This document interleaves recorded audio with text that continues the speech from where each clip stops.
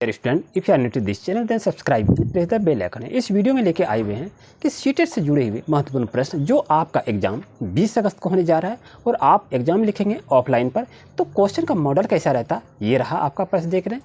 तो ये सारे क्वेश्चन यहाँ पर निर्देश दिए हुए हैं कि समय आपके पास कितना हो, 2.5 घंटे के रहेंगे और क्वेश्चन कितना है 150 क्वेश्चन रहते हैं और कोई निगेटिव मार्किंग नहीं रहता है। और इसमें उपयोग क्या करेंगे, आपका काले बॉल पॉइंट का यूज करेंगे, इस सबको याद रखेंगे।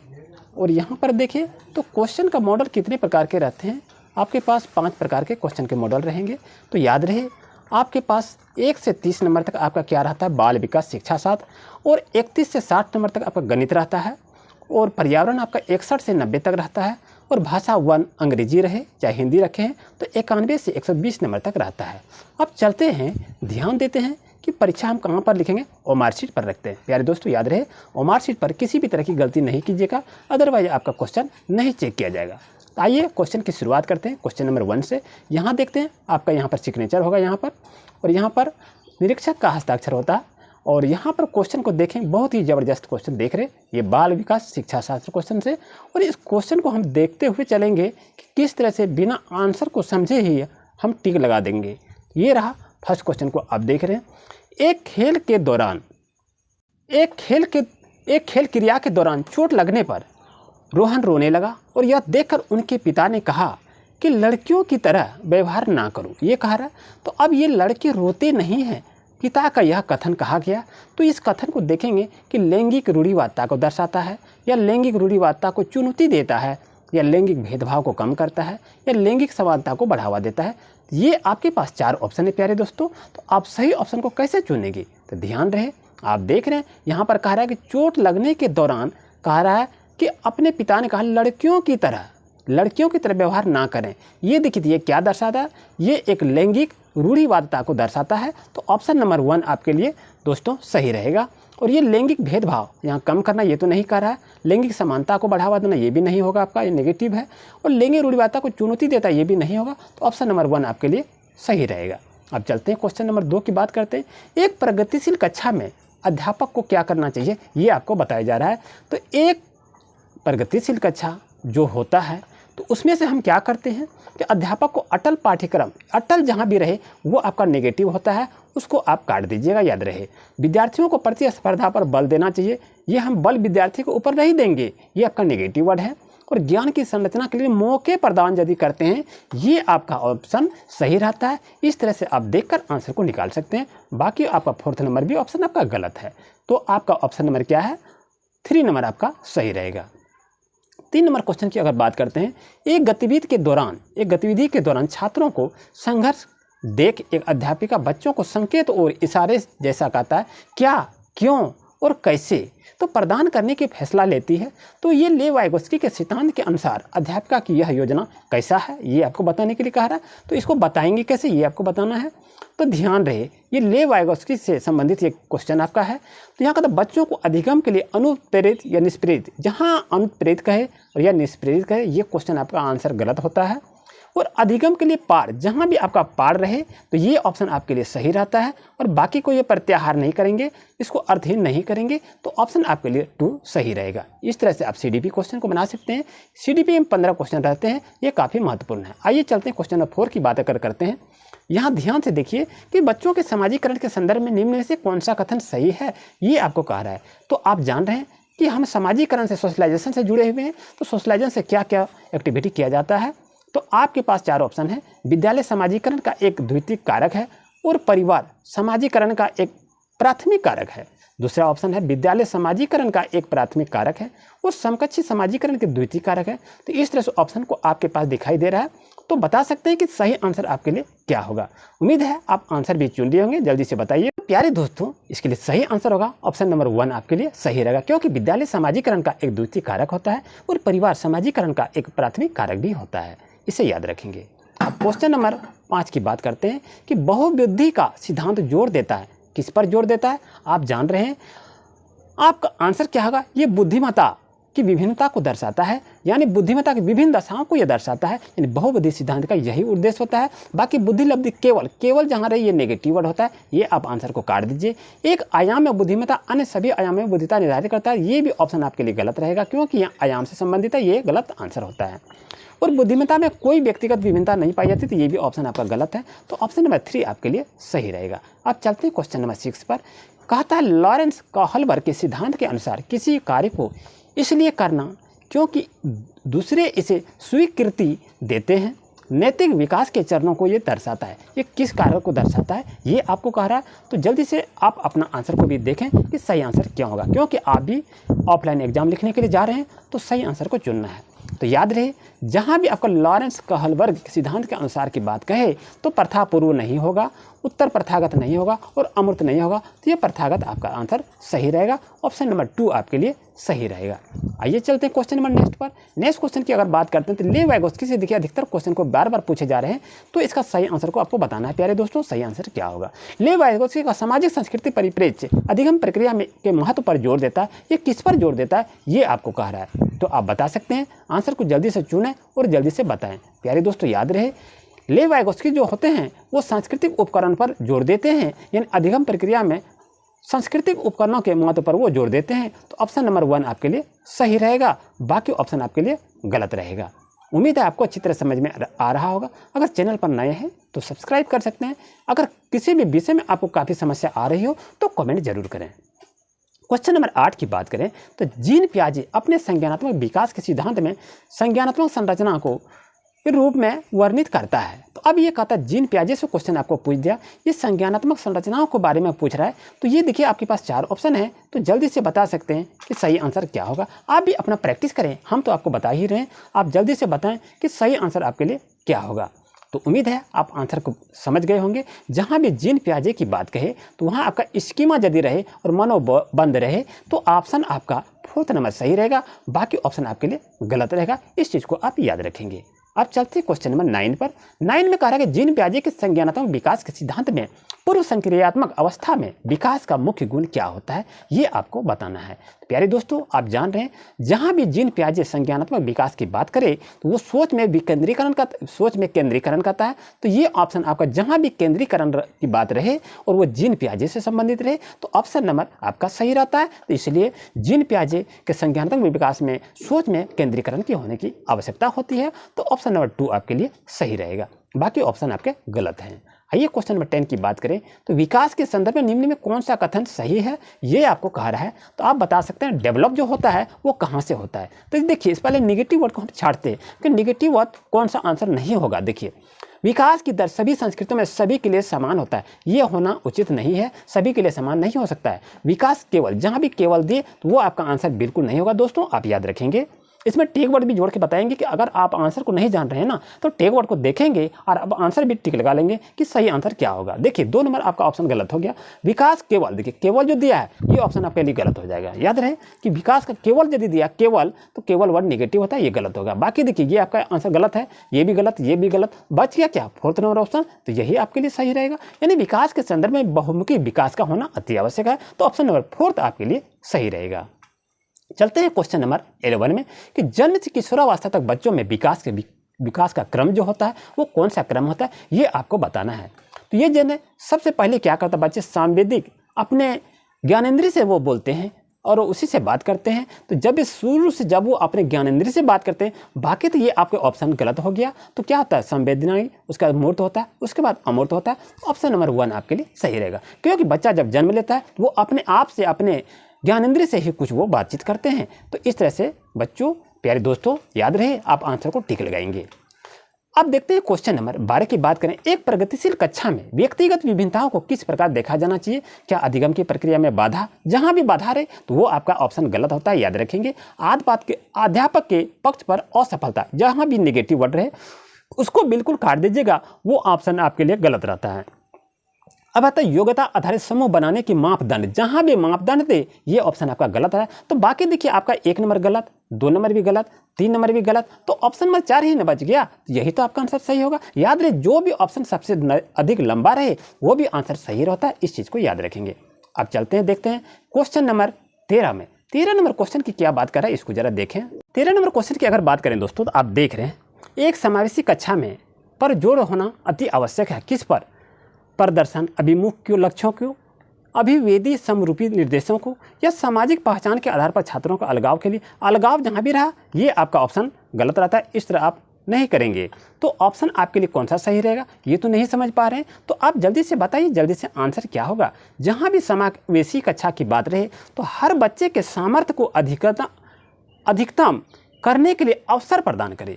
यानी जहाँ भी आपके पास क्या है ये अवसर दिखाई दे रहा है तो वो ऑप्शन आपके लिए सही रहता है। तो याद रखें प्यारे दोस्तों, बाकी को छोड़ दीजिएगा, जहाँ भी अवसर है यानी बच्चे को जहाँ भी आप अधिक प्रोत्साहित कर रहे हैं तो वो आंसर आपके लिए सही रहता है। इस तरह से आप बिना पढ़े ही CDP का क्वेश्चन को आप सॉल्व कर सकते हैं और 15-75 नंबर को आप हासिल कर सकते हैं। हम इस वीडियो में आपको बता रहे हैं कि किस तरह से आप बिना पढ़े ही आप अच्छी तरह से आंसर को टिक लगा सकते हैं। अब आपके पास 14 नंबर क्वेश्चन को देख रहे हैं। दिव्यांगजन अधिकारी, क्या कहता है, दिव्यांगजन अधिकारी अधिनियम 2016 के अनुसार निम्न में किस शब्दावली का प्रयोग उपयुक्त है? आप बताएंगे मंदिर छात्र, विकलांग छात्र, या छात्र जिसे शारीरिक दिव्यांगता हो, या छात्र जिसका अशक्त शरीर हो। तो बता सकते हैं कि सही आंसर क्या होगा। आप आंसर भी चुन लिए होंगे प्यारे दोस्तों, तो आपके लिए सही आंसर होगा ऑप्शन नंबर 3। तो ऑप्शन नंबर 3 क्यों होगा कि छात्र जिससे शारीरिक दिव्यांगता हो, यानी विकलांग छात्र होता है, ये मंदिर छात्र होता है, लेकिन छात्र वैसा है जो शरीर से आपका विकलांग हो, तो वो आपका 2016 दिव्यांगजन अधिकार अधिनियम में शामिल किया गया। इससे आप याद रखेंगे, घबराने की कोई बात नहीं है। अब ये देखिए क्वेश्चन नंबर 15 में देखिए आपको क्या कह रहा है कि अधिगम कठिनाइयों से जूझते छात्रों की ज़रूरतों को संबोधित करने के लिए एक अध्यापक को क्या नहीं, यहाँ देखिए निगेटिव वर्ड में खोज रहा है कि कौन सा निगेटिव वर्ड है, इसको आपको बताना है। तो आप बता सकते हैं कि सही आंसर क्या होगा। तो ध्यान रहे, क्या दृश्य सामग्री का इस्तेमाल, हाँ ये तो बिल्कुल सही है। संरचनात्मक शिक्षा शास्त्रीय उपागमों का इस्तेमाल, ये भी आपका सही है। और व्यक्तिगत शैक्षिक योजना बनाना, ये भी सही है। लेकिन ये शिक्षा शास्त्र और आकलन की संरचना का प्रयोग करना, ये आपका गलत है। तो ऑप्शन नंबर आपके लिए 4 सही रहेगा, क्योंकि यहाँ पर आपको कहा है कि निगेटिव वर्ड चुनने के लिए, तो ये आपका निगेटिव वर्ड 4 नंबर है, बाकी ये आपका पॉजिटिव वर्ड है। उम्मीद है आपको अच्छी तरह समझ में आ गया होगा। अब चलते हैं क्वेश्चन नंबर 16 पर। संरचनात्मक की पहचान का प्रमुख लक्ष्य क्या है? कम परिज्ञानता, अपसारी चिंतन, अति सक्रियता, या असतर्कता। तो ये आपके पास 4 ऑप्शन हैं, तो जल्दी से बता सकते हैं सही आंसर क्या होगा। याद रहे, जहाँ भी संरचनात्मक की बात करें तो वहाँ अपसारी चिंतन अधिकतर उपयोग किया जाता है। तो याद रखें अति सक्रियता नहीं होगा, असतर्कता ये भी आपका नेगेटिव वर्ड है, और काम परिज्ञानता बोधगम्यता ये भी आपका नेगेटिव वर्ड है। तो याद रहे आपका ऑप्शन नंबर 2 आपके लिए सही रहेगा। ऐसे ही क्वेश्चन आपके सीटेट एग्जाम 20 अगस्त को देखने को मिल सकते हैं। प्यारे दोस्तों याद रहे, विविध पृष्ठभूमि के अधिगमकर्ताओं को संबोधित करने हेतु एक अध्यापक को क्या करनी चाहिए? यानी एक कह रहा है अध्यापक, अब बच्चे हैं तो बच्चे के आधार पर आप एक टीचर हैं, तो आप क्या कर सकते हैं, क्या विविधता संबंधी मुद्दों पर बातचीत टालनी चाहिए। जहां भी टालने की बात आवे तो वो आपका नेगेटिव हो जाता है, इस चीज़ को आप याद रखेंगे। विविध विन्यासों को उदाहरण लेना चाहिए, यहाँ उदाहरण तो अवश्य लेना चाहिए, आपका ये सही रहेगा। और सभी के लिए मानकीकृत, जहाँ भी मानकीकृत रहे वो आपका नेगेटिव रहता है। प्यारे दोस्तों याद रहे, आपको ये चीज़ बता रहे हैं कि क्वेश्चन टेक जो है, टेक वर्ड जो है, उसको देखकर आप अच्छी तरह से निकाल सकते हैं कि किस तरह हम आंसर को टेक कर सकते हैं। ये देखिए आप नहीं पढ़ें, अगर जिस भी ऑप्शन में मानकीकृत रहे वो ऑप्शन आपके लिए गलत रहता है, इस चीज़ को याद रखेंगे। अब देखते हैं क्वेश्चन नंबर 4, ऐसे इस्तेमाल करनी चाहिए जो नकारात्मक रूढ़िवादिता धारणाओं को दर्शाता हो। यहाँ देखिए, यहाँ क्या करा, नकारात्मक। तो बच्चे को जब हम पढ़ा रहे हैं तो नकारात्मक भाव से बच्चे को नहीं पढ़ाएंगे, इसलिए ऑप्शन नंबर 4 आपका गलत हो गया। मानकीकृत है, ये भी आपके लिए गलत हो गया। और यहाँ पर देखें, ये भी ऑप्शन आपके लिए सही रहेगा। इस चीज़ को याद रखिए, टालनी नहीं चाहिए। बच्चे के साथ यदि हम बात करते हैं किसी चीज़ को टालना नहीं चाहिए, तो ऑप्शन नंबर 1 भी आपका गलत हो गया। तो ऑप्शन नंबर 2 आपके लिए प्यारे दोस्तों सही रहेगा। इस तरह से आप पढ़कर भी नहीं भी पढ़े तो कोई दिक्कत नहीं है, आप टैग वर्ड से भी आपका आंसर क्वेश्चन को निकाल सकते हैं। उम्मीद है आपको अच्छी तरह अगर समझ में आ रहा है तो वीडियो को पाते ही कमेंट जरूर करें, वीडियो को लाइक तो करना ही करना चाहिए। आइए चलते देखते हैं 18 नंबर क्वेश्चन को। ये सभी क्वेश्चन आपके 20 अगस्त को काफ़ी ही लाभ प्रदान करेंगे प्यारे दोस्तों, याद रहे। क्वेश्चन नंबर 18 की बात अगर करते हैं तो समस्या समाधान क्षमताओं को किस प्रकार सुसाध्य किया जा सकता है। यानी समस्या का समाधान, बच्चे को हम पढ़ा रहे हैं ना, तो समस्या समाधान हम किस तरह करेंगे। लगातार अभ्यास और कार्यान्वयन पर जोर देकर, या समस्याओं को हल हेतु अटल प्रक्रिया, अटल जहाँ भी रहे ये भी ऑप्शन गलत होता है। इस चीज़ को देखिए। और इस्तेमाल को बढ़ावा देकर, यहाँ तो बढ़ावा देंगे लेकिन यहाँ अटल जो दिया ये आपका नेगेटिव वर्ड होता है, इस चीज़ को आप याद रखेंगे। समरूपों के इस्तेमाल को बढ़ावा देकर, समरूप को हम किस तरह से हम बढ़ावा दे सकते हैं, और विद्यार्थियों को डर की भावना पैदा कर, विद्यार्थियों को डर की भावना नहीं देना चाहिए। देखिए 2 नंबर आपका गलत हो गया, 4 नंबर भी गलत हो गया, अब बच गया 1 और बच गया 3। तो बता सकते हैं लगातार अभ्यास और कार्यान्वयन पर जोर देकर क्या हम बच्चे को लगातार अभ्यास करवा सकते हैं? बिल्कुल नहीं करवा सकते हैं, क्योंकि बच्चे को बार बार हम प्रेशर नहीं दे सकते हैं। तो आपके लिए ऑप्शन क्या रहेगा? ऑप्शन नंबर 3 आपके लिए सही रहेगा, ऑप्शन 1 आपके लिए गलत रहेगा। आइए चलते हैं क्वेश्चन नंबर 19 पर। अधिगम की अभिप्रेरणा को किस प्रकार कायम रखा जा सकता है? बच्चों को दंड देकर, जहां भी बच्चों रहे दोस्तों याद रहे दंड की बात रहे तो वो क्वेश्चन आपका नेगेटिव होता है। प्रवीणता अभिमुखी लक्ष्यों पर जोर देंगे, या बच्चों को बहुत आसान क्रियाकलाप करवाएंगे, या यंत्रवत याद, जहां भी याद करने के लिए रहे तो वो भी आपका नेगेटिव होता है। प्यारे दोस्तों, प्यारे शिक्षकगण, अगर आप टीचर हैं तो आप क्या करते हैं कि बच्चों को कहते हैं कि याद कीजिए, बच्चों को याद करने के लिए सीटेड कहता है ये नेगेटिव वर्ड है, बच्चों को याद नहीं करवाना चाहिए, बच्चों को उसके परिवेश में रख कर ही उसको सिखाना चाहिए। और याद करेंगे तो ये आपका नेगेटिव वर्ड है, याद रखेंगे। और यदि ऐसा वर्ड आप चुन लेते हैं कि याद करने के लिए यहाँ दिया है ये सही है, तो बिल्कुल आप गलत हैं और आपका नेगेटिव वर्ड वहाँ पर 1 अंक आपके कट जाएंगे और ये आंसर आपके लिए नेगेटिव रह जाएगा। उम्मीद है आपको अच्छी तरह समझ में आ रहा होगा कि किस तरह से क्वेश्चन को फाइंड आउट करते हैं। आइए चलते हैं इसका आंसर को देखते हैं कि आखिर आंसर क्या होगा। तो इसका करेक्ट आंसर होगा कि प्रवीणता अभिमुखी लक्ष्यों पर जोर देकर हम अधिगम की अभिप्रेरणा को कायम रखा जा सकता है। तो ऑप्शन नंबर 2 आपके लिए दोस्तों सही रहेगा। क्वेश्चन नंबर 20 की बात करें, बहुत ही अच्छी क्वेश्चन है, आप भी बता सकते हैं कि सही आंसर क्या होगा। कि शर्मिंदगी का संज्ञान से कोई संबंध नहीं है, तो कहता है इससे क्या संबंध है ये आपको बताना है, तो सही आंसर को बताएं। तो इसका सही आंसर क्या होगा दोस्तों? आपका सही आंसर होगा ऑप्शन नंबर 2 आपके लिए सही रहेगा कि शर्मिंदगी का संज्ञान पर नकारात्मक प्रभाव पड़ता है। तो इस तरह अगर हम कहीं पढ़ने जाते हैं, अगर शर्माएंगे तो नहीं पढ़ सकते हैं। अगर कोई काम करें, शर्माना वो गलत चीज़ है, इसलिए ये नकारात्मक प्रभाव पड़ सकता है, इसलिए शर्माने की बात नहीं है। तो बच्चे क्या करते हैं, स्कूल में टीचर से, शिक्षक से पूछते नहीं है, उसको पूछना चाहिए ये क्या है, ये शर्मांदा है, ये शर्मा जाता है कि पूछेंगे, हो सकता है धमका भी, हमको लाज लग रहा है, तो ऐसी ऐसी बातों को वो बोला करते हैं। तो इसलिए ऑप्शन नंबर 2 आपके लिए सही रहेगा। चलते हैं क्वेश्चन नंबर 21 में कि निम्न में से अध्यापन अधिगम का सबसे प्रभावशाली माध्यम कौन सा होगा? तो इसका सही आंसर होगा ऑप्शन नंबर 2 आपके लिए सही रहेगा। अब चलते हैं क्वेश्चन नंबर नेक्स्ट पर 22 पर। एक अध्यापिका को दिए गए किसी क्रियाकलाप में छात्रों को विभिन्न त्रुटियों का विश्लेषण करना चाहिए, क्योंकि क्या रीजन है बता सकते हैं? ये आपको बताने के लिए कहा रहा है। ये देख रहे हैं आपके पास 4 ऑप्शन है, जल्दी से सही ऑप्शन को चुनें। देखें दोस्तों, यहाँ आपका केवल जो है ये आपका नेगेटिव वर्ड आ गया। ध्यान रहे, क्वेश्चन आपको भी निकालने सिखा रहे हैं किस तरह क्वेश्चन में आंसर छिपा हुआ है और आंसर में ही क्वेश्चन छिपा हुआ है, याद रखेंगे। अब यहाँ देखें आपका 4 नंबर जो ऑप्शन है ये आपका नहीं होगा, इस चीज़ को बचे। अब बच गया आपका 3 नंबर ऑप्शन। तो 3 ऑप्शन में से सही ऑप्शन को हम कैसे निकालेंगे? त्रुटियों की समझ अध्यापक अधिगम प्रक्रिया के लिए अर्थपूर्ण है, यानी त्रुटि अगर बच्चे कर रहे हैं तो उसको समझेंगे, तो ऑप्शन नंबर 2 आपके लिए सही रहेगा। और यहाँ वह दंड की मात्रा या दंड है वो भी आपका नेगेटिव वर्ड है, याद रखेंगे। तो दंड जहाँ भी रहे वो उसको काट दीजिएगा। और चलें देखते हैं 3 नंबर में क्या कहता है, इसके आधार पर ज़्यादा त्रुटियाँ करने वाले छात्रों को दूसरे छात्रों से अलग, हम छात्रों को अलग हम नहीं करेंगे। ये आपका ऑप्शन नंबर 3 भी गलत है। तो इसलिए टैग वर्ड को पकड़िए, सीटेट आप 100% क्वालिफाई कर जाएंगे। मेरी ये वादा है कि 15 में 5 सेट रहते हैं, तो 15-15 नंबर का CDB क्वेश्चन पूछा जाता है। तो उसमें क्या है, 15-25 75 हो गया, 75 यदि आपका आ गया, बाकी तो 10 नंबर आ ही सकता है, तो आप बिल्कुल पास कर सकते हैं, घबराने की कोई बात नहीं है। आप अच्छी तरह समझ रहे होंगे प्यारे दोस्तों। आइए क्वेश्चन नंबर 23 की बात करते हैं कि बच्चों को सीखने में कठिनाई होती है जब क्या, यानी बच्चे को जब हम पढ़ाते हैं उसको सीखने में काफ़ी कठिनाई होती है। तो आखिर कठिनाई कैसे होती है ये तो समझ में नहीं आ रहा है ना। हाँ समझेंगे, क्या सूचना अलग अलग टुकड़ों में प्रस्तुत की जाए? बच्चों को सूचना अलग अलग प्रस्तुत हम नहीं करेंगे, याद रहे। क्या ये सही है? 2 नंबर में है वो आंतरिक रूप से अभिप्रेरित हों, अधिगम सामाजिक संदर्भ में हो, या विषय वस्तु की बहुरूपों में प्रस्तुत किया जाए। तो आप जल्दी से बताएं कि सही आंसर क्या होगा। यानी बच्चों को सीखने में कठिनाई होती है जब क्या, जब हम सूचना को अलग अलग टुकड़ों में प्रस्तुत करते हैं तो बच्चों को काफ़ी कठिनाई होती है। तो इस तरह हमको व्यवहार नहीं करनी चाहिए। तो ऑप्शन नंबर 1 आपके लिए सही रहेगा। अब चलते हैं क्वेश्चन नंबर 24 पर। 24 क्वेश्चन की बात अगर करते हैं कि अधिगम की सर्वोत्तम व्यवस्था कौन सी है, यानी अधिगम का सर्वोत्तम अवस्था कौन सी है। उच्च उत्तेजना उच्च भय, निम्न उत्तेजना उच्च भय और संतुलित उत्तेजना कोई भय नहीं और कोई उत्तेजना नहीं कोई भय नहीं। तो जल्दी से बताएं सही आंसर क्या होगा। ध्यान रहे यहाँ पर करा उच्च उत्तेजना, चाहे यहाँ उच्च भय की बात रहे तो ये ऑप्शन आपका गलत है। और यहाँ देखिए संतुलित उत्तेजना यानी नॉर्मली ढंग से चलते चलते जो भी इस तरह इंटेंशन रहे तो वो आपके लिए सही रहता है। तो ऑप्शन नंबर 3 आपके लिए सही रहेगा।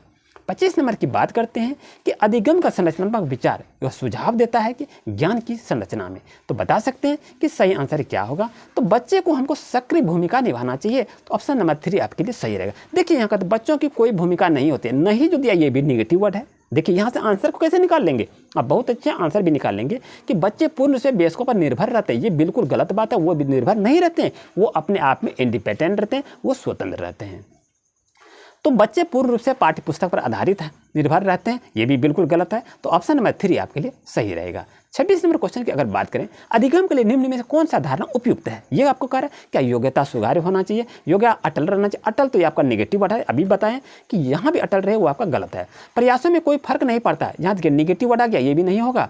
असफलता अनियंत्रित है, ये भी आपका गलत है। तो ऑप्शन क्या बच गया, ऑप्शन नंबर 1 आपके लिए सही रहेगा। इस तरह से प्यारे बच्चों, प्यारे दोस्तों, आप अच्छी तरह से आप टेक वर्ड्स के सहारे आंसर के क्वेश्चन को आंसर के साथ मिलान करके आप बिना पढ़े ही आप मात्र 10 दिन में सीटेट क्वालिफाई कर सकते हैं, ये पूर्ण वादा है।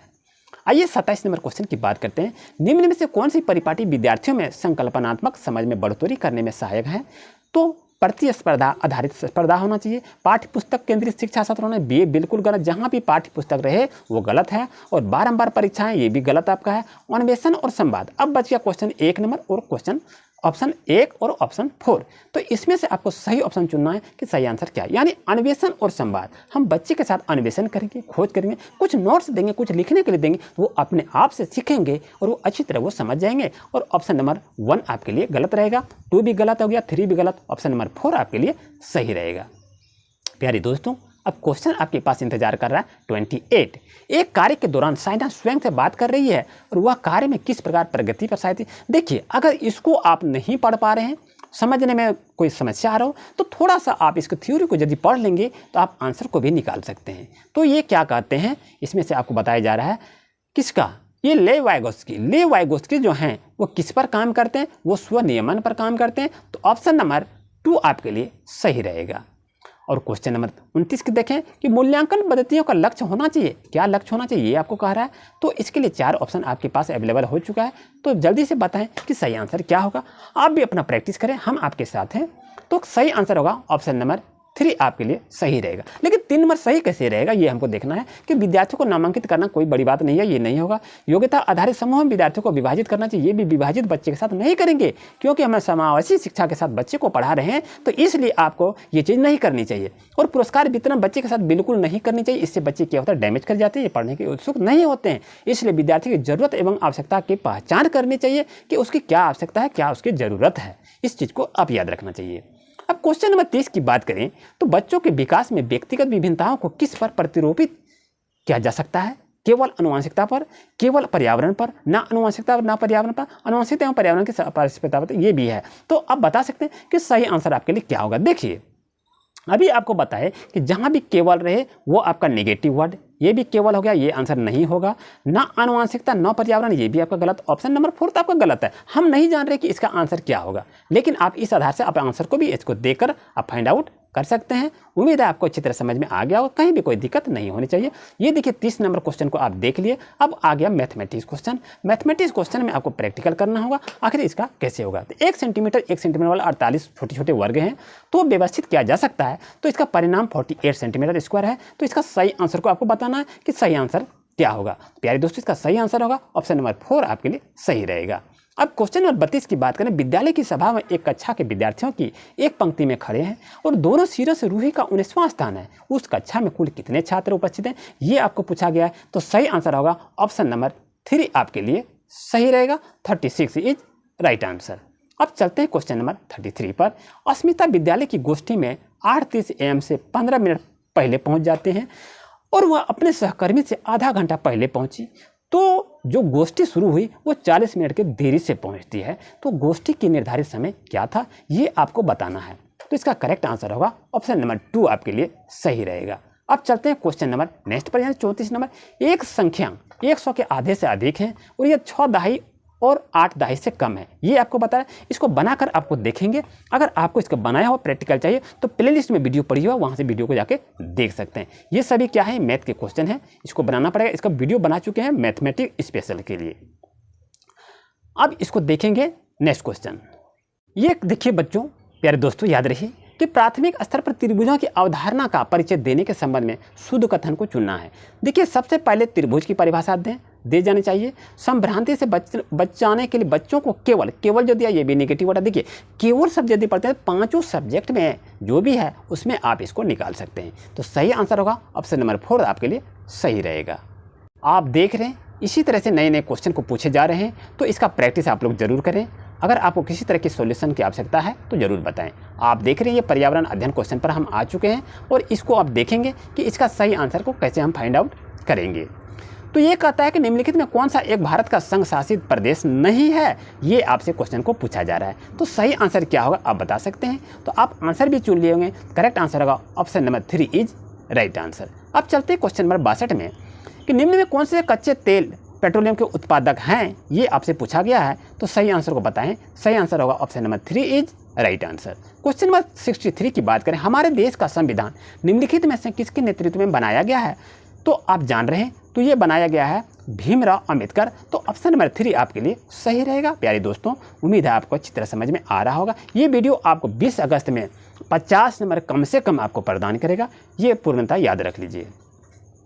64 नंबर क्वेश्चन को अगर देखते हैं तो इसका सही आंसर क्या होगा। इसका सही आंसर होगा ऑप्शन नंबर 4, क्योंकि पौधे के लिए किए जाने वाले नीचे दिए गए कार्यों पर विचार कीजिए। तो पौधों को सहारा देना ये नहीं होता है, ह्यूमस प्रदान करना ये भी नहीं होता, भोजन संचित करना ये भी नहीं होता, पानी और खनिज अवशोषित करना होता है। तो ऑप्शन नंबर 4 आपके लिए सही रहेगा। लेकिन आपके पास यहाँ है A, C और D को लेके आपको बताना है, यही में से आपको चुनना है, क्योंकि A की भी आवश्यकता होती है, C की भी आवश्यकता होती है और D, लेकिन B की आवश्यकता नहीं होती है। तो ऑप्शन नंबर 4 के लिए आपका काफ़ी सही रहेगा। अब चलते हैं नेक्स्ट क्वेश्चन पर। नेक्स्ट क्वेश्चन की अगर बात करें 65 में, तो क्या कहता है, पोचमपल्ली भारत के दक्षिणी राज्य का एक कस्बा है जो सुंदरता से डिजाइन की गई चमत्कार रंगों की पोचमपल्ली साड़ी का नाम है और ये बुनाई जाती है और ये पोचमपल्ली भी कहते हैं। तो इसके लिए प्रसिद्ध है। यह कस्बा किस राज्य का भाग है, ये आपसे पूछा गया। क्या ये कर्नाटक का है, केरल का है या तेलंगाना का है, तो आपको बताना है। तो ये आपका सही आंसर क्या होगा। सही आंसर ऑप्शन नंबर 3 आपके लिए सही रहेगा। अब देख रहे प्यारे दोस्तों, क्वेश्चन नंबर 66 की बात कर रहे हैं। निम्नलिखित में खाद्य पदार्थों के उस समूह को चुनिए जिसमें प्रत्येक सदस्य में लौह आयरन की मात्रा अधिक रहती है। तो कौन सी मात्रा होगा। 4 ऑप्शन आपके पास हैं, जल्दी से बता सकते हैं सही आंसर क्या होगा। तो आप आंसर भी चुन लिए होंगे प्यारे दोस्तों। आपके लिए सही आंसर होगा ऑप्शन नंबर 2, क्योंकि आंवला, पालक, गुड़ में लोहे की मात्रा अधिक होती है। अब चलते क्वेश्चन 67 की।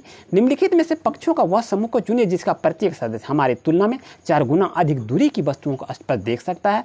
तो सही आंसर को बता सकते हैं कि सही आंसर क्या होगा। तो करेक्ट आंसर होगा आपका option number 4 is right answer, बाज, चील और गिद्ध। अब चलते हैं क्वेश्चन नंबर नेक्स्ट पर। बहुत ही अच्छी क्वेश्चन को देख रहे हैं, ये आपके एग्जाम के लिए महत्वपूर्ण है। अब क्वेश्चन नीचे दिए गए, किस राज्य के ग्रामीण लोग अपने ढालू छत वाले लकड़ी के मकान मजबूत बांस के खंभों पर धरती से 3 से 3.5 मीटर की ऊंचाई पर बनाते हैं। तो वो आपका क्षेत्र चुनना है कि कौन सा आपका होगा। अरे दोस्तों, आप आंसर भी चुन लिए होंगे। तो करेक्ट आंसर होगा आपका ऑप्शन नंबर 3, क्योंकि ये असम से संबंधित है, तो ये आपके लिए सही रहेगा।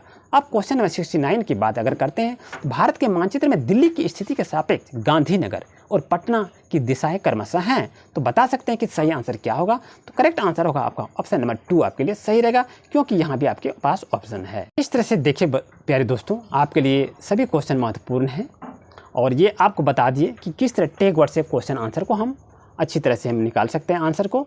तो उम्मीद है आज का क्लास आपके लिए काफ़ी यूजफुल रहा होगा। प्यारे दोस्तों, और क्वेश्चन आपको इसी तरह से और चाहिए तो वीडियो को पाते ही कमेंट जरूर करें। मेरे वीडियो को बच्चों आप देखें, आज का क्लास को देखें, कितना हमसे सीखने को मिला, क्या कुछ अगर सीखने को मिला तो वीडियो पाते ही कमेंट जरूर करेंगे और वीडियो को लाइक करेंगे और दूसरे विद्यार्थियों को भी शेयर कर दीजिए। मिलते हैं दोस्तों न्यू क्लास में। Thank you.